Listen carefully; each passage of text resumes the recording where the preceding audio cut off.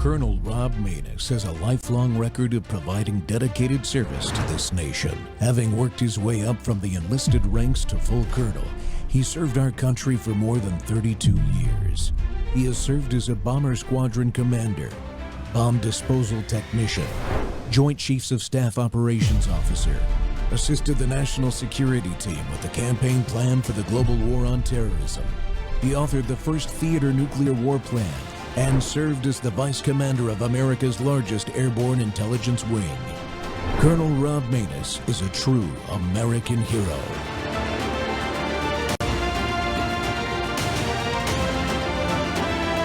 This is Rob Maness Live.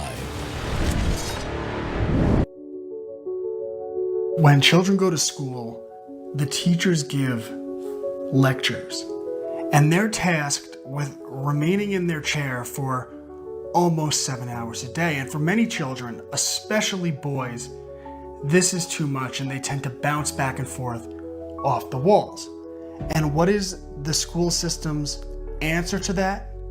To give them more lunchtime, to give them more recess. It's to give them detention, less recess, and less movement, the opposite of what they need. And if the hyper behavior continues, then they go to pharmaceuticals. Now, I am required to say that all parents should seek the opinion of a professional, although I will say some professionals are a lot more natural than others. But according to the school, the problem is almost always the child and never the system. And what I always recommend to parents is to have your child do more running, shorter lessons, active lessons, nature walks, hands-on learning, and give them breaks. So the lessons themselves could get the children out into nature, making things with their hands and moving around much more so that kids could learn in a way that's more natural. And there's nothing wrong with teaching them that sometimes they have to sit in place and to focus, but that could be achieved in much healthier increments than 7 hours a day, 5 days a week. And while there's nothing wrong with discipline, I actually think it's important. It doesn't have to be done in a way that contributes to the root of the problem. Check out my private homeschool community and Cubs to Bears books, classicallearner.com. Welcome back to Training Tuesday. The Rob Maness Show's live on Worldview Tube and our X Spaces simulcast. Well, saving our kids from psychological manipulation. That's the deal, folks. In today's schools, millions of kids are taking medications that alter the mind. Many starting on them before they're in preschool. I know that from personal experience. Our family has experienced this phenomenon like many other American families have. And if they're not careful, our children's lives could be completely destroyed in their adulthood. Well, my guest today is a mom who had a similar experience and quickly became an advocate for her own son and has likely positively impacted hundreds of thousands of other kids affected by these diagnoses, medications, and treatment that often fail completely. Over the last 30 plus years, Barbie Rivera has encountered hundreds of children who, like her son, were told, you can't learn. You need some medication. Of course, many of these kids have been placed on multiple mind-altering medications before their baby teeth have even fallen out. That's what our experience was. Barbie found that in addition to the medications being pushed, the textbooks and lesson plans were overly complicated and deliberately confusing, ruining a child's natural love of learning. Her book, Enough is Enough, fully documents the destructive agendas and psychological manipulation that American children are being subjected to. And they are in the mainstream public, private, and charter schools. And the book aims to, or the schools aim to keep them drugged and keep them dumb, according to the book. Barbie, welcome to the Rob Maness Show. Thank you. Thank you for having me. Well, I appreciate you coming to spend this time with us. You know, yesterday we had Corey DeAngelis on for an hour, and he's the homeschool evangelist is what they call him. And we took a look from a political perspective at the public school system. But when I had the opportunity to have you on, since I have direct personal experience with this issue with my youngest son and one of our other sons that's older now, and this is something that every parent needs to be aware of before their child sets foot in any school at all. But first, tell us about your background and where you came from. Well, I'm born in Cincinnati. I'm a Cincinnati girl. I never went to college. I was, as a student, I did well. I Hmm. wasn't terribly interested in high school because I wasn't an academic. I was an artist, and that's really what I wanted to pursue. I knew I wanted a big family. I wanted like 8 children. I ended up with 4. But my elementary experience was wonderful. I think I was in first grade in either 1969 or 1970. And it was, we had 3 recesses a day, including lunch. There was songs, there was no homework, there was no standardized testing. It was a very easy pace. And so when my son went to school, I was expecting him to have the same experience, and it was Hmm. absolutely a disaster from the get-go. What did you see different Well, specifically with him? first of all, he was expected to write book reports before he could read. Like he was sent home on the first day of school with about 2.5 hours of homework. And I'm like, he's 6. And then it was the 10th day of school. It was the second Friday of school that the teacher told me that my son was mentally handicapped and most likely will need psychotropic medication for the rest of his life so that he can learn. And I'm like, there's absolutely no way my son has any type of disability. He speaks, he's completely fluent in 2 languages, which I was not. Um, Anything I taught him at home, he learned. Like he could do everything that I taught him. He'd never thrown a temper tantrum. He was easy to get along with. And I'm thinking that the school's going to love this boy, that the teacher is going to love this boy and wish that she had 25 more just like him because he was super respectful, very pleasant, very easygoing. And yet 10 days in, oh, he confuses the G and the P and the D and the B. And I'm like, yeah, but they look alike. Like how far are we going to take this? He also believes in Santa Claus. So are we going to, like, is he hallucinating at the same time?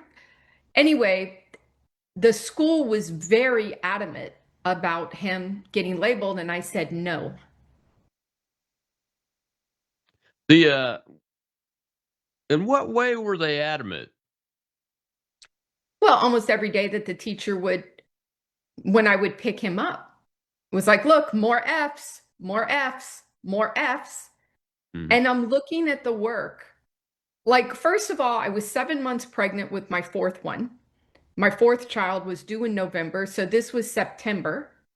And I didn't think I could homeschool him because I had a Hmm. 1-year-old, I had a 3-year-old. I'm like, there's no way I'm going to be able to do a better job than what the public school system is doing, which I was wrong on, very wrong on. And no disrespect to teachers and this, that, and the other who really want. I think that most teachers go into the profession hoping that they could be the teacher that I had in first grade. Like Hmm. there wasn't Yeah. the pressure for the testing. It was, we could sing about the letter A, we could practice the letter P, we could use Play-Doh for the letter D and the letter B because it was understood that those are confusing points. But we had Hmm. time. There was no, we weren't getting a PhD when we were 6. And I really feel that that was how my son was treated. And I don't think that education's not important, but it was just so stressed. Like it was so stressful that my 6-year-old is going to be a failure in life because of his confusion of these letters. And I go, I'm really not worried about it because he doesn't confuse a cow with a goat. Like Right. he knows his differences. And again, this is new to him. He's learning to read. It's not that he can't read. He's learning to read. He also can't drive a car. But I'm pretty Right. certain by the time he's 16, we're going to have that mastered. Like pretty certain that that's going to happen. And the school didn't like that. And their Mm. counter to me on that point with the letters was he also confuses the 6 and the 9. And I go, again, they look alike. That like that is not, we don't, to me, that's not a stretch. It's like Yeah, when you have a most kids at that level have just learned to kind of print those types of letters and numbers. If that, they haven't even learned them Yeah, well, it all takes yet. practice. It Yeah. takes practice. I mean, the average child has to learn when they're putting their shoes on left and Hmm. right. And they often Yeah. put the shoes on the wrong feet. I don't think that's an indication of their future life. I think that's just like, okay, the parents either need to draw dots on the inside of their shoes so they line them up, so until they get it, they will get it. Most of them will get it. And my son was one that would get it. And the other argument I had was if we put my son, who at age 6 had gone on multiple sleepovers, he would go with family to Key West to go fishing. Again, he never threw a fit. And he was out there and social and doing these things. I go, if you put him in the same category as a child who cannot do those things, it's to me, it's disrespectful to the family of a child who does have actual disabilities or actual special needs. My son is not that way. He's 6. That's the only thing that is it's not even wrong with him. It's right with him. He's 6. So he's exploring, he's learning, he's wow, afraid of the thunder until a little bit older, he learns what thunder is and the clouds and the this and he overcomes it. Yeah. So did the school try to make you take him to get to psychological medical providers and those kind of things? Well, the school provides that for you. Like it's in the school, which again, I'm like, if you talk to him, if you say anything to him, I will sue. And I didn't know how to do that. I think that Hmm. honestly, I think they were somewhat picking on me because like I say, I was 27, I was young, 4 Hmm. kids already, so fill in the blanks on that one.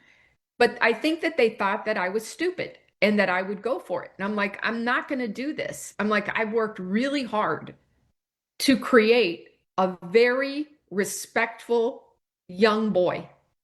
Hmm. And I think that the school system should embrace him because I am what I considered a decent mother. I read stories every night. We cooked together. We cleaned together. I was very hands on. It wasn't like, oh, go over there and leave me alone. It wasn't Yeah. like that at all. Anyway, so that's kind of like how I got put my art supplies down and got involved in education as a homeschooler because by the end of first grade, my son had learned one thing at the hands of the experts and the college educated and all of this. He learned he was stupid. And he would say that to me, which was like a knife through my heart. He's like, I'm Yeah. just stupid. And you see the decline. He used to I don't know. He used to tell jokes to my youngest son who was in a little carrier, and he would Hmm. tell the most ridiculous knock knock jokes. And the baby's getting attention and is laughing, and my son and his friend are laughing, and it was a nice little love fest. And I'm like, "Hey, can you Hmm. tell the baby some jokes while I make dinner?" And it was easy. And I just saw him like his enthusiasm for his family, for his day to day, for, hey, do you Hmm. want to put a blanket over the table and make a tent? You can sleep in it tonight. It's Friday night, no school tomorrow. No, that's okay. I saw his Yeah. joy just kind of diminish. And I'm like, what are we doing here? He shouldn't Did he feel this way. did he start behaving differently in the classroom setting and being Well, the problem boy at all no, he because of was never, this? that was the other thing. He was never the problem boy. Okay, He good. lost his confidence. Like, and I'm like, you want 100 children like this. He's not going to lie to you. He's not going to steal from you. He's not going to, if he does get a bad grade, he will own up to it. If he loses a game, he doesn't throw himself on the floor. Like none of those things that would be typical trigger for behavior Hmm. problems. He didn't have any of that. It was he confused the D and the B. Oh, he'll never be able to read. And I'm like, well, that was fast. Like, Wow, They came after you for that? I have They came many, after me many for tons that. more story. I have tons more stories than that. Well, we got to take a Well, I commercial know, break, I know. Barbie. When we come back, we'll see a little clip about forced psyche evals by the public school system and by the government, which we were just talking about with Barbie right there. And we'll continue this conversation. I want to get her to tell us about the book and what's in it and why parents need to buy it. We'll be right back with Barbie Rivera.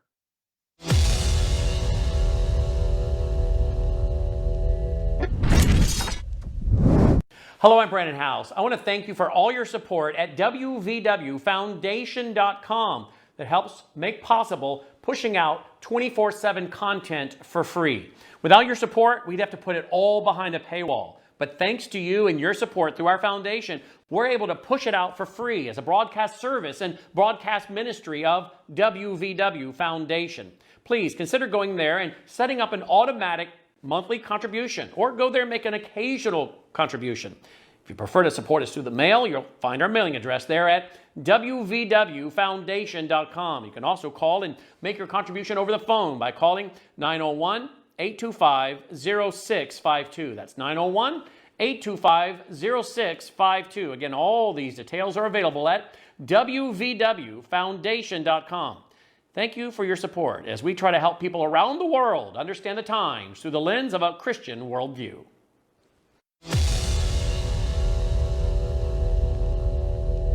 The state of Illinois is now demanding that children beginning in the 3rd grade in public school undergo annual psychiatric evaluations. At a time when our kids are struggling with anxiety and depression more than ever before, it's our responsibility to ensure that young people have all the support that they need to get the help that they deserve. The new law will require public schools to offer age-appropriate screenings to identify mental health concerns in students in the 3rd through 12th grades. The point of these annual screenings is to ensure that they drug as many children as possible with psychoactive medications so that those children become loyal customers of Big Pharma for life. And of course, they'll also become profoundly unhappy people, which accounts for roughly 100% of the Democrats' voter base. So it's a win-win for politicians like J.B. Pritzker and for Big Pharma, and it's a lose-lose for you and for your children. We've got to save our kids from this government indoctrination and this government labeling and pigeonholing them, especially our boys, into these mental health categories that really shouldn't apply in most cases. I think the numbers of kids on medication, on psychotropic medication especially, are through the roof, and it's totally unnecessarily so. And I'm telling you, we have a rise in things like anxiety. Those drugs cause anxiety. We have a rise in suicide. Those drugs make you suicidal and homicidal in many, many cases. That's 2 known side effects. So my guest today is Barbie Rivera. She's a mom that has was drawn into this system needlessly with her 6-year-old son when he was in, I guess it was 1st grade, right, Barbie? Yeah, and, 1st grade. had to learn how the system worked. Wrote a book about it called Enough is Enough. And in the book, what do you hope that the average reader gets out of the book? Well, I hope that the average reader gets out of the book that they can do something about it, that you don't have to listen to that. Like, as soon as somebody said, oh, he has a disability, I'm like, no, he doesn't. I can disagree with that. I can't disagree with cancer. I can't disagree with the cavity, but those 2 things you can prove. Those 2 things you can prove. And the mental illness or the learning disabilities, you actually can't prove it. It's not part of the DNA. There is no blood test for it. There is no brain scan for it. So it's this nebulous diagnosis based on a checklist. And to that, I argue, well, what if, I consider myself a decent parent. Not all parents are. Not all teachers are good people.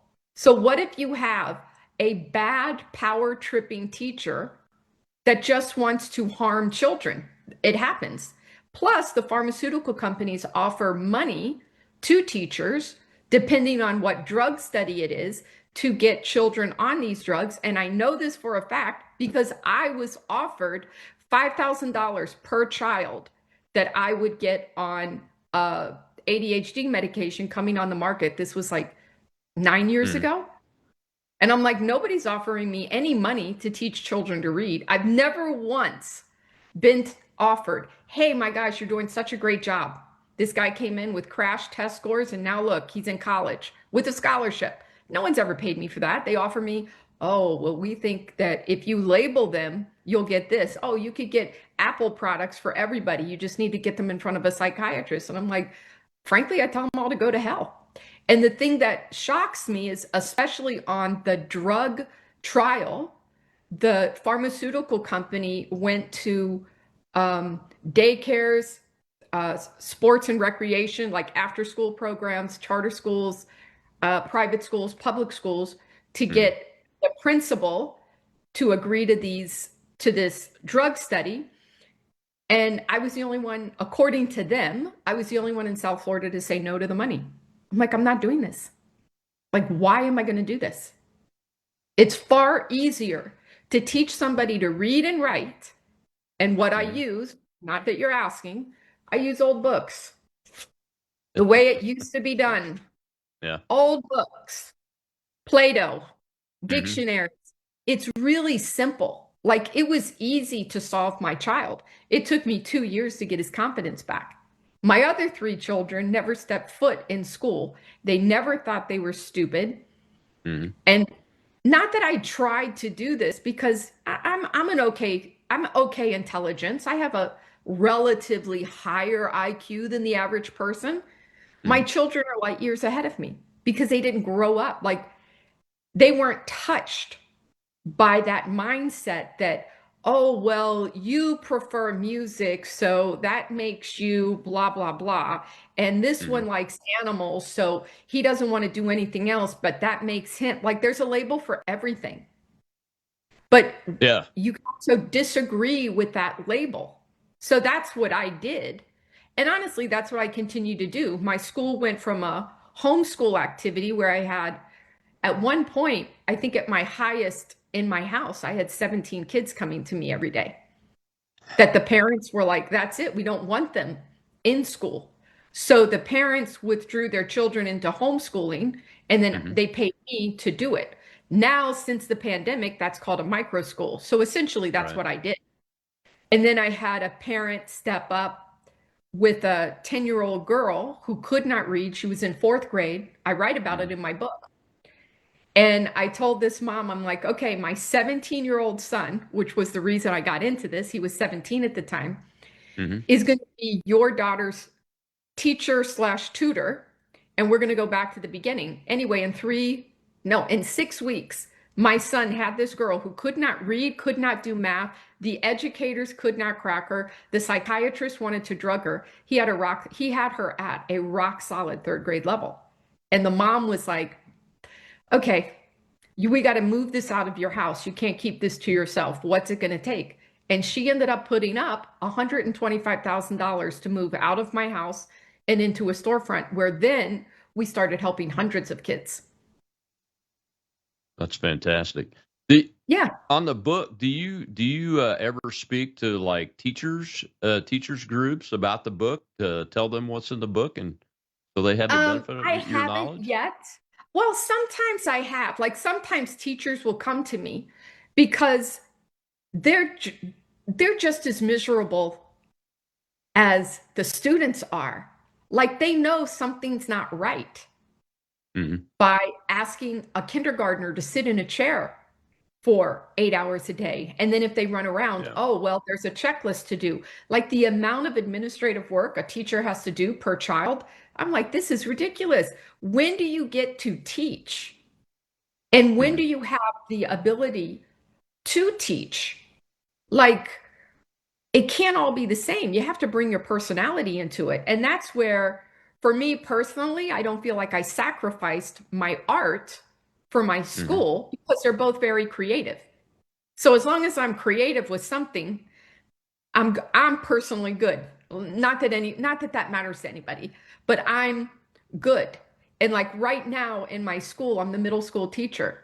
#1 favorite subject of all my kids is reading. How many middle schoolers say that? Like, Wow. they want to read every single day, but it's because I explain the words to them. I'm like, okay, I need sound effects from you. I need this. And it's exciting. And I cram them all. It's 11 kids, cram them all into my office. We take turns reading. I have most of the reading, but they love reading. And then I teach pre-algebra, and these kids are just like, I'm like, this is like, treat every problem like a crime scene. You have to unravel it. You have to follow the procedure. And they start doing it and defining words. And you see these kids that came in on 2, 3, 4 different medications with a list of learning disabilities that the parents, either they suffered, because I don't say anything about the drugs in terms of take your kid off. I can't do that. I'm not a doctor. But the parents are at that point. And if they're putting them with me, because I'm in basically a one-room schoolhouse in Miami, they're desperate for a change. And they don't really care that I don't have a soccer team or I don't have a cafeteria. Like, that's the least of their worries. They want their child educated, which I do. And I have a great little staff that I've trained up myself on. We don't do this. This is what we're doing. We're using older books, lots of times over, and it works. So what I hope people that get out of the book is, one, that the school system is not the same school system that we grew up in. And the A, like when I hear, oh, my son has an A on the report card, I don't believe it. Like, I believe that they have a physical A on a piece of paper. I don't think it means anything. And to that point, 2 weeks ago, I got a new student. I know the mother, and she's like, okay, my son, he's top of the class in 7th grade. If he comes here, could you move him to 8th grade? I'm like, well, if he can do the 8th grade work, sure, we can skip a grade. I've done that before successfully. He comes in and he's like, got a straight A report card. He's like, I was educated, right? Because I told him about my book. I'm like, the education system is no longer it's not educating. They're doing something else. First 6 problems on multiplication, this boy got wrong. Turns out he doesn't know the difference. 7th grade. He doesn't know the difference between a penny, nickel, dime, or quarter. He can't even name them. He doesn't know the months of the year. He doesn't know what a subject of a sentence is. Now, to this kid's credit, he's got a lot of spice in him, which I like. Like, he's got a bit of a fight and a bit of a sass.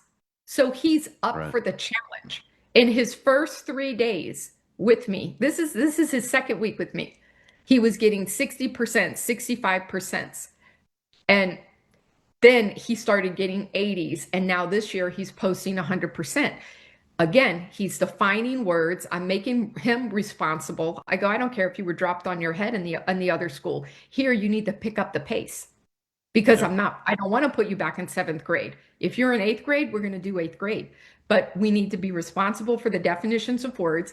And you could see him, as a simple example, I'm like, what's the definition of the word dog? He's animal. I'm like, sorry, that's not good enough. So is a mouse, so is a whale.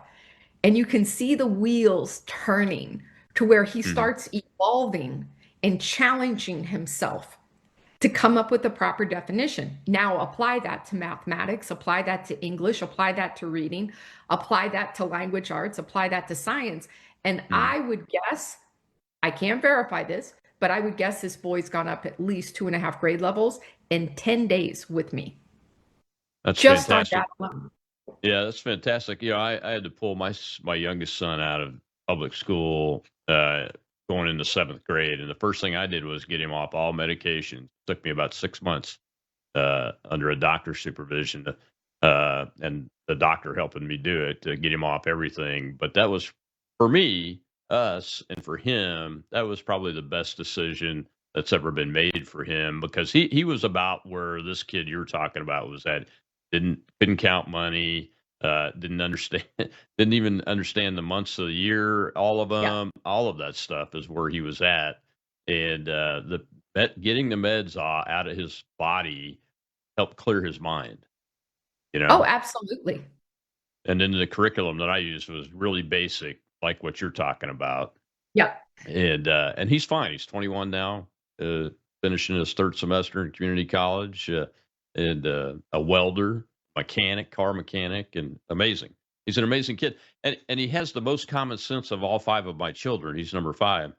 He's the most common sense, most conservative from a financial perspective. Understands the world better than I did when I was 21, and I was in the military then, and a sergeant already. For goodness sake, we got to take another break, Barbie. But when we come back, I want to get your description of your micro school and how it works as compared to what we now know as a public school, because I have some thoughts on that and some ideas on the little red schoolhouse concept that we probably ought to take a real serious look at going back to universal here in America. We'll be right back with Barbie Rivera.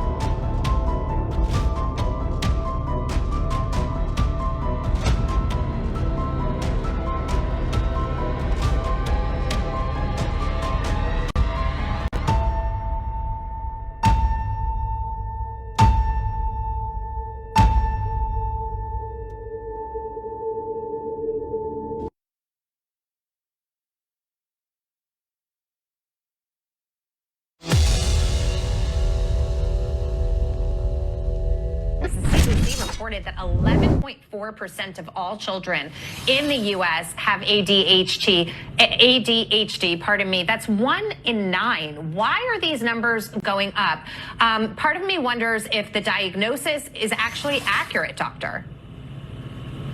Well, we're talking about attention deficit hyperactivity disorder, ADHD, and rates are going up all over the world. So it's not just the United States. The same is true with autism. I can tell you that there is increased recognition of both disorders, but there almost certainly is an overprescription of the two major drug categories for ADHD, which are Ritalin and Adderall. And that's because of use in older children who are using it for academic performance. So a strict 6-point definition of ADHD under age 12, that's really the real thing. But it's being used now in teenagers and in college students who really probably don't meet the definition.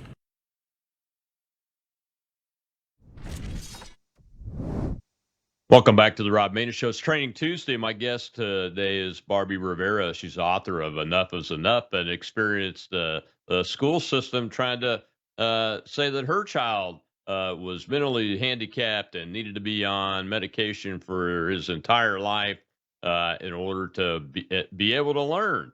And she saw right through it and took steps very quickly to get her son and her kids away from that particular public school system and get into a homeschool environment. And Barbie, your school, your micro school, it sounds kind of like the Little Red Schoolhouse concept back in the day before we had this socialized public school system that we see today, run by the governments. You know, communities would have a one-room schoolhouse. All ages of children were in it. The older kids would help the teacher with the younger kids. And folks seem to be much more well-rounded. They knew how to read, write, do math by the time they graduated. That doesn't happen today. No, it doesn't. And sadly, like this is such a education to me is such a outlet of creativity and joy. And if that teacher feels that joy and the student feels that joy, that's a wonderful thing. But all of this like stress and this, the school system, we have test scores. Oh, they have to meet this, they have to meet that. That's not okay. And I'll tell you the thing that I ran into when I was homeschooling was I would tutor students who had made it to ninth, 10th, 11th grade who factually could not read. Maybe they could read cat, rat, and hat or something like that. They were at a first grade reading level. But as a homeschooler, boy, I better be on the ball because my students better be able, it's like I had more regulations on me than the school system did. And I thought that was backwards. I mean, I think children should be able to read. I think they should be able to learn. And I think they should be looked at as what are they able to do, not let's make a list of the disabilities. And going back to my son, okay, he confused these letters. Well, what if somebody sat in a car with me when I was 16, 17, and 18, and every time I made a wrong turn, they checked a box? That's not fair because I'm going to make wrong turns. That's how I get to make right turns. I'm not saying cause a major accident, but you don't have it all figured out. But yet in the psych community, our kids are supposed to have it all figured out. And then we have this term, AD, hyperactive. And I'm like, that's the stupidest term I've ever heard because children are naturally more active than adults. That's like me. Like right now, I have my basset hound is sleeping, thank goodness, because he was howling right before I came on. That's like saying when he's a puppy, he's hyper bitey. I better drug him because he's hyper bitey. He chews on everything. No, that's what a puppy does. That's why you have to get the crate. That's why you have to get, you have to exercise them more. That's called living in life. And we just want to rob the child of that by drugging him and making him have enough about the same personality as a water bottle. Yeah. And I don't like that. And I saw, like, even though my son wasn't drugged, I saw just what the curriculum and the intensity that they came at him. Like, I'm like, okay, he's in first grade. He's not trying for a PhD here. People, let's just back off. Which then I was looked at as a bad person because I don't hold a college degree. I don't hold this. I don't hold that. But I think that's a silly excuse because those with the college degrees shut down my son. That's not their job. They're supposed to educate him. So is there any, do I have a grounds to find fault on that? Because they were finding fault on me left and right. And I'm not a mom that's like, oh, my son never does anything wrong. I fully aware of what my kids do, fully aware of what children do. Like I come from a family, I tell this story. I'm like, my parents had 5. They didn't get matching furniture until all 5 of us moved out of the house because they knew we were crazy. And that's the way it was. You were supposed to have a noisy, rambunctious house. Well, now it's supposed to be quiet. We put our kids on a device so they don't bother us. We make them nice and comfortable. Oh, that you have to read this book. If you like animals, we can't give you animals because you have to like this book. Oh, if you like sea turtles, we're not going to, you already read a book about sea turtles. Well, maybe he wants to read another one. Maybe he wants to read 1,000 of them. The point is he's reading. Yeah. And maybe he wants to be a sea turtle doctor or exactly. Right. Oceanographer or something, and the sea turtle reading helps him do that. Yeah, well, and it's not hurting anybody to let him read that. Yeah. Like, so what is how does your school work? Well, I calculate. I am counted as a private school because now I'm in a commercial location. I think Florida needs to open it up to like where there's other categories. So I'm a private school. Florida's very friendly when it comes to private schools and micro schools because I could have a school at my house. I think I'd be limited to 6 children, which is what I do tell teachers. I'm like, if you're frustrated with the system, bring the system to your house. You have complete control. If you want to teach 7th grade, get 6 7th graders, charge, I don't know, $1,000, $1,200 a month. You'll make more than you were making at school. Charge for, have a material list, which includes toilet paper, paper towels. So you're not out of any of that. Have a material fee, all of those things. And then get your curriculum. Now, And that's how it goes. What I want to do, which is one of the reasons why I wrote the book, is the biggest thing that I want to solve the problem that I needed solved when I started this, which is curriculum, because this is a wonderful book.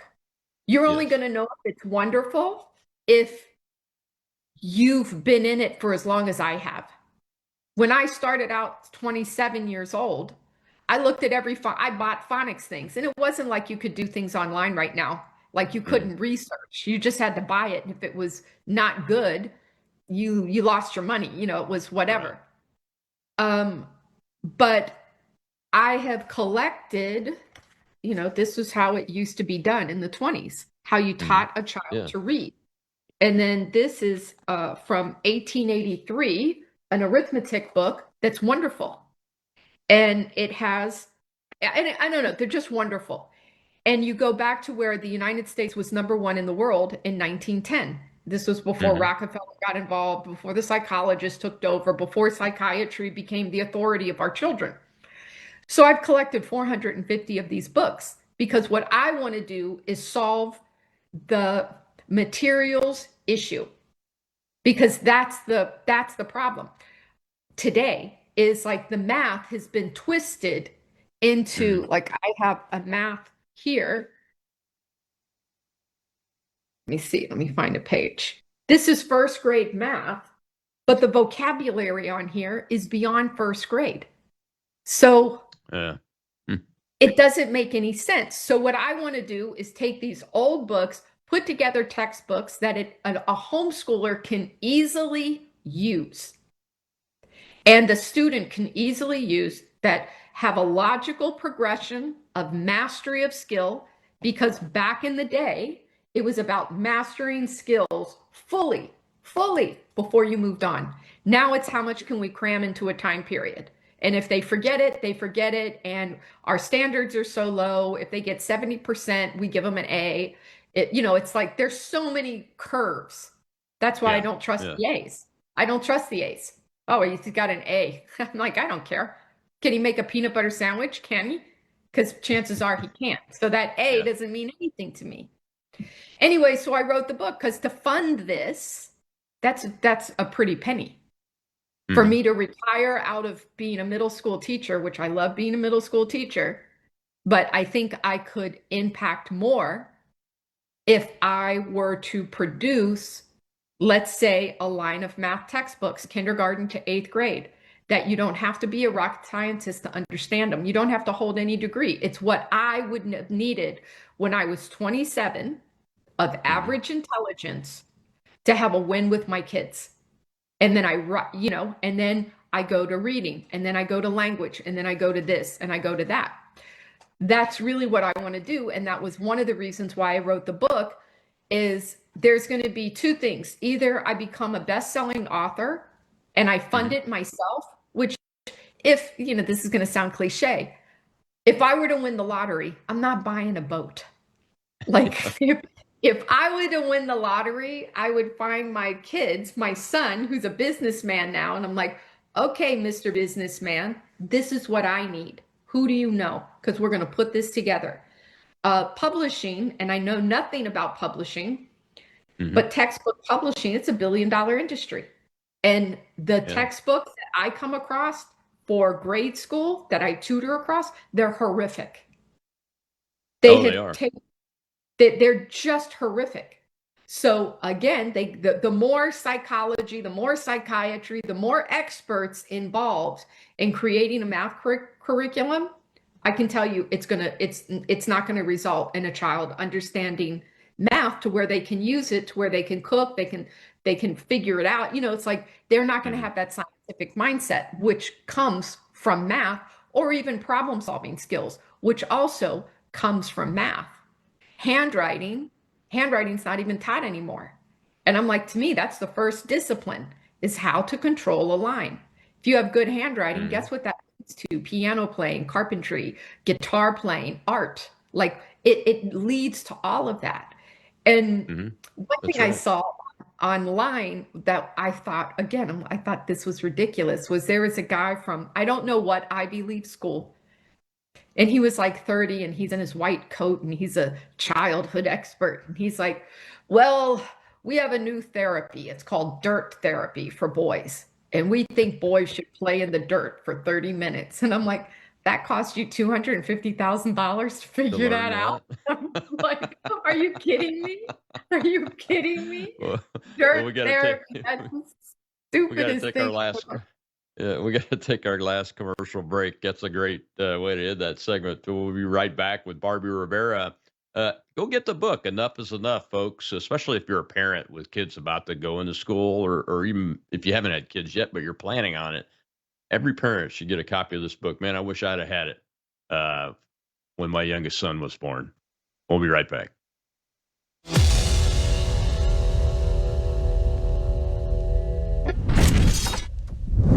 You woke up with a sore throat and a low-grade fever. You know you are getting sick, so here's your choices. You can get sicker and miss work, try to see a doctor this week, or sit hours in a crowded waiting room at urgent care. I have a smarter option for you. Open your medical emergency kit. Match your symptoms to doctor-recommended prescription in your booklet and take the right meds now and get well faster. This is not a first aid kit. It's like having an urgent care in your home. It includes doctor-prescribed medications to treat over 39 medical issues like respiratory infections, strep throat, pneumonia, UTIs, and more. No waiting to see the doctor and no standing in line at the pharmacy. It's right here.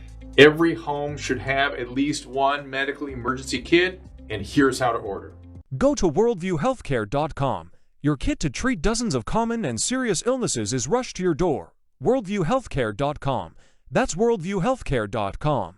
The emergency kit available at worldviewhealthcare.com. Make sure you don't have to go to urgent care. I got pneumonia. I didn't have to go. I took this last year. Stayed at home, went to bed.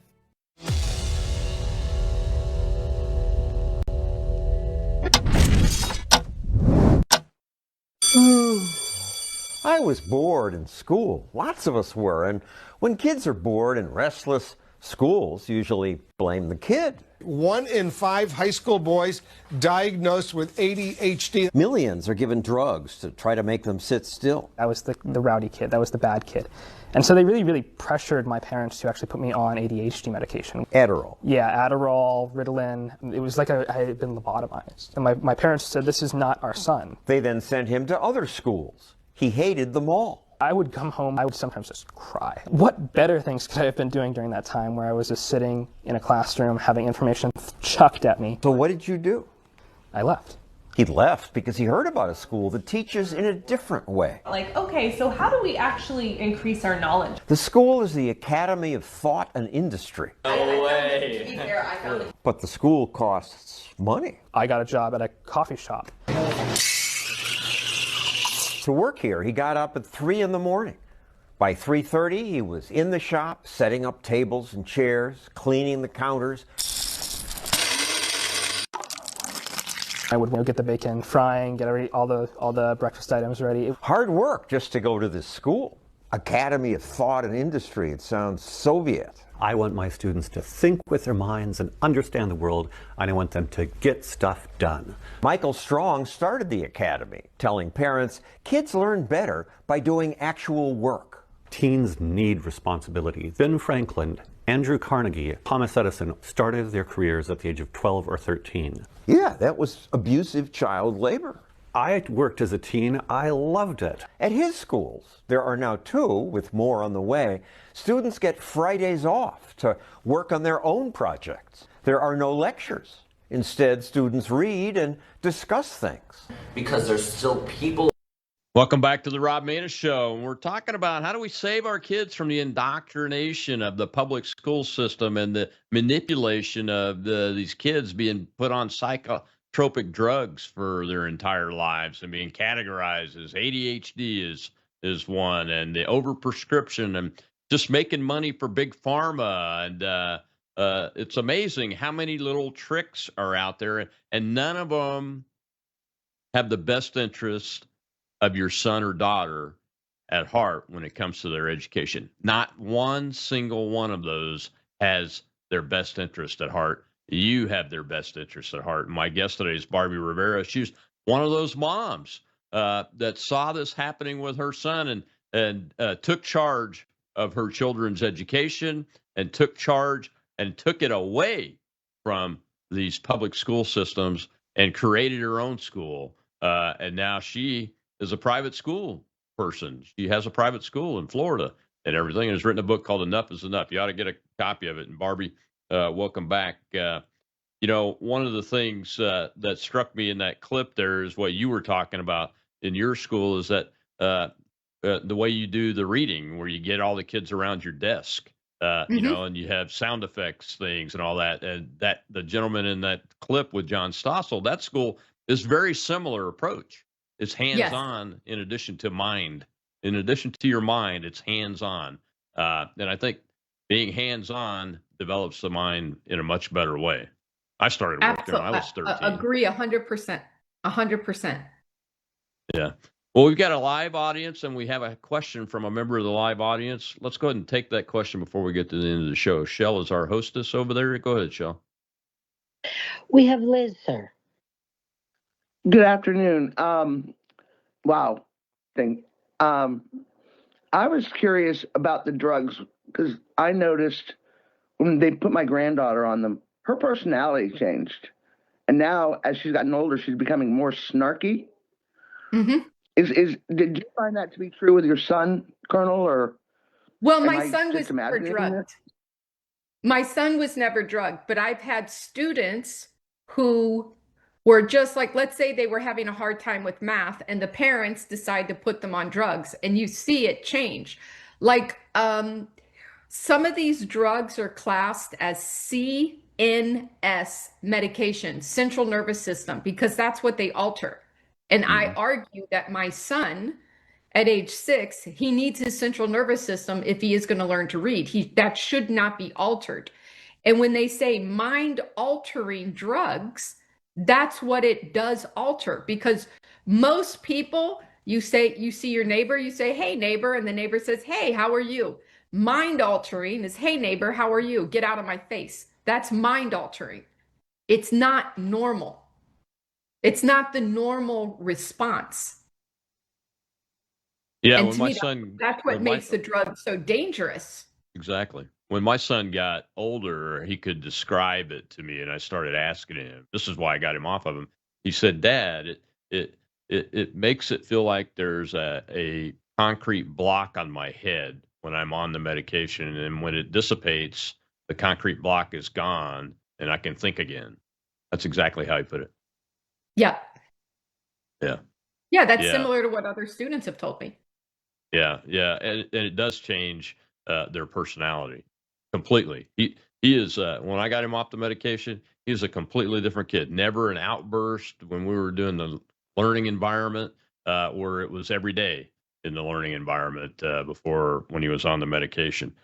Barbie, when we look at schools like what was shown on the clip and yours, are you working to try to make this bigger so that we can supplant the socialized public school system that's not working?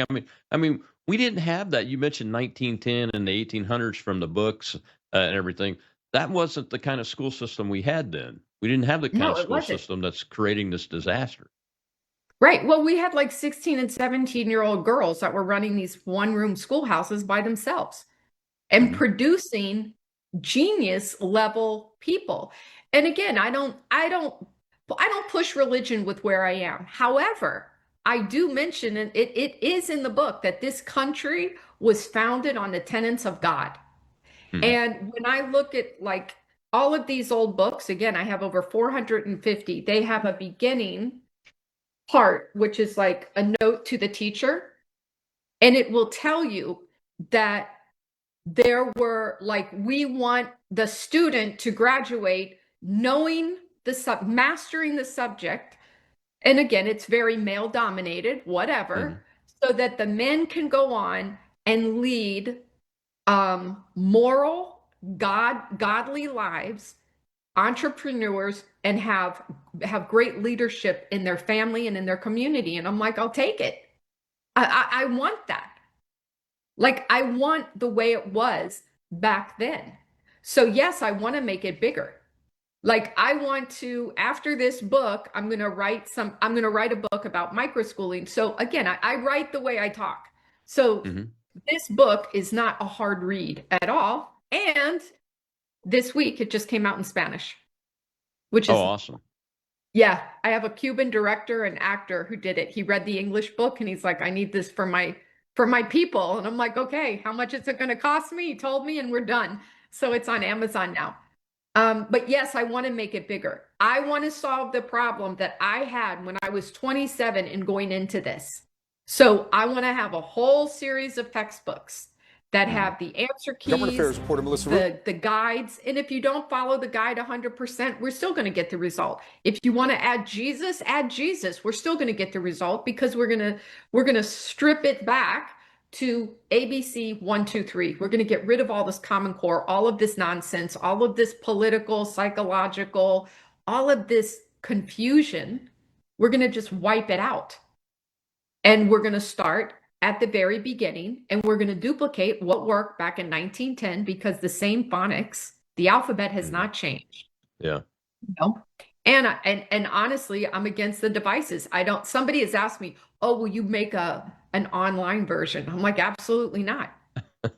Absolutely not. I want the children to know how to write cursive.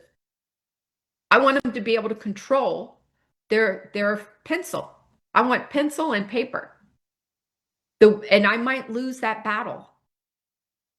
I really hope I don't because we're so far gone. Like, I see it every day with some of the kids that come in and they're 6 years old or 7 years old. Their eyes are empty. And I ask the parent, what are they on? How can you tell they're on a drug? I'm like, how can you not? Yeah. Yeah. You know, Yeah. and yes, and my name is Barbie. So that's already for the little girls are like, oh, my principal's name is Barbie. But the ones that are on drugs, it doesn't even faze them. And I have a whole Barbie display in my office. You know, it's fun. I'm a principal, so it's fun. Sure. You have these kids that come in on drugs and they don't even know that they're drugged. They're just so subdued. They're so zombified. It's just so sad. Because it's like I tell my personal children who are all adults, I go, I think you guys were the last generations to run through the rain or build, a fort out of sticks or dig holes or get dirt therapy, like, come on. I think you guys were the last ones to do that. And that's sad. Yeah. Yeah. I used to, we had trees in our backyard, a lot of them. And, my son, I almost said little guy, he's 21 now, but I insisted. I told him, I said, go climb those trees. And his mom looked at me like, are you crazy? I'm like, no, go climb those trees. I did that when I was a boy all over the world, in Africa, from Africa to the west coast of the United States and beyond. And that was one of the things that taught me how to be self-sufficient, make decisions, was something like tree climbing, and the next thing you know, he was building tree houses at the age of I love 11. it. Yeah. Yeah. It's and great. again, like it's perfect. So like I did something for kindergarten. I was helping somebody with kindergarten and I put together a piece of the kindergarten math program and I had a guide for the parent. And it's super simple. Like if you're learning the color red, for example, so you color this heart. And if the student will let you, mom or dad, color with them, you both color it. Then you get up and you go for a walk and you find 10 things or 15 things that are red. And if it's raining or if it's 30 below zero, you walk through the house. But I want you up and out. And when you're learning to count to 5, you go through the house and I'm like, how many bathtubs are there? Hoping that the person isn't filthy rich and there's like 50 bathtubs in the house. But I'm like, I'm pretty sure it's going to be around 5 or 6. But they have to get up out of their chair. And this is how I educated my kids. And they loved it. They loved school. And my kids now, they're not my personal, but my students now. Like, we do arts and crafts, we do this, we do that. We're And they're like, Barbie, can you read this book to us? Every year I read Witches, Roald Dahl, and I read it to the kids. And every year, 30 years, I've been reading this book. And every year they're like, could you read it again? Could you read it again? And that's how it should be. It should be that thrill. Yeah, excitement to get it. The excitement that it's fun. Absolutely. It's fun Well, Barbie, and social and you're doing something. well, thank you so much for spending this hour with us. This has been fascinating. Tell folks real quick how they can find you, find the book, and what's next on your horizon. Well, the next on my horizon is to do quite a bit of fundraising so that I can buy a school building, the bricks red school house, and I want to get this curriculum going, which is a full-time job. So you can find me at barbierivera.com. If you subscribe to my website, you will get the first 6 chapters for free. The book is available on Amazon. Enough is Enough, and then it's available in the Latam version, Basta Ya, also on Amazon, which it released this week. Well, thank you so much. God bless you. I appreciate it. I hope to get you back sometime. Thank you. Well, folks, tomorrow is Whistleblower Wednesday. We're not really blowing the whistle tomorrow, but I will be having retired U.S. Army infantryman Brigadier General John Scales on from Alabama, and we're going to be talking about what he and I are going to do this Saturday, October 25th, in Section 16 of Arlington National Cemetery. You don't want to miss it. I'll see you then on the Rob Maness Show.